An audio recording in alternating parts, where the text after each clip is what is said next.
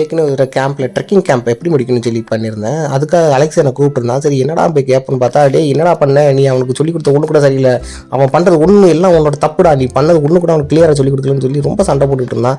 நான் எதுக்குடா என்னையே பிடிச்சி திட்டிகிட்டு இருக்கேன், அவன் சொன்னது தான் நான் அவனுக்கு ஹெல்ப் பண்ணேன் அப்படின்னு சொல்லி பேசிகிட்டு இருக்கும்போது பயங்கர சண்டை வாக்குவாதம் பெருசாகிட்டே போயிடுச்சு எங்களுக்குள்ள.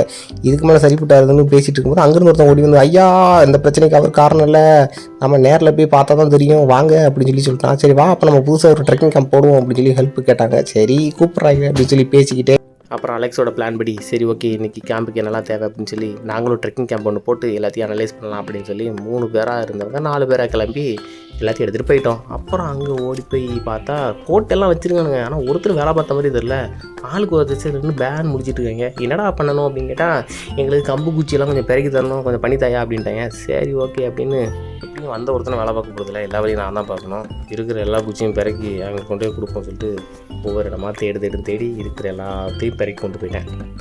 எல்லாத்தையும் பிறக்கி கொண்டு போய் கொடுத்ததுக்கப்புறம் அலெக்ஸ் எல்லாத்தையும் வாங்கி பார்த்துட்டு, மேன் இது ஃபுல்லாமே ஈரமாக இருக்குது மேன் அப்படின்ட்டான். அட பாவி சரி இருடா அவன் கண் முன்னாடியே காய வைக்கிறேன் அப்படின்னு சொல்லி அவங்ககிட்டே இருந்த ஒரு பழகு மலத்துக்கு எல்லாத்தையும் வச்சுட்டேன்ப்பா கொஞ்சம் நேரம் வெயிட் பண்ணு என்ன நடக்குன்னு பார்ப்போம் அப்படின்னு சொல்லிட்டு வெயிட் பண்ணணும். இதுக்கப்புறம் கூப்பிட்டு வந்திருக்கோம்ல, நம்மளே தான் வேலை வாங்கணும்ல, சும்மா விடக்கூடாது அப்படின்னு சொல்லிட்டு இங்கே இருக்க அந்த கொடி நட்டு இருக்குல்ல, அது வரைக்கும் உள்ள சர்வேலாம் எவ்வளோ தூரம் இருக்குன்னு செக் பண்ணு, நம்மளோட கேம்ப் இன்னும் எவ்வளோ எக்ஸ்டெண்ட் பண்ண முடியும் கொஞ்சம் பார்க்க முடியுமா சார்லஸ் அப்படின்ட்டான். இந்த அலெக்ஸ் பையன் நம்மளை ரொம்ப பாடாப்படுத்துறானே, வரவங்க ஒருத்தர் கூட வேலையை பார்க்க மாட்டேங்கிறான், எல்லா வேலையும் நம்மளை தான் பார்க்குறாங்க.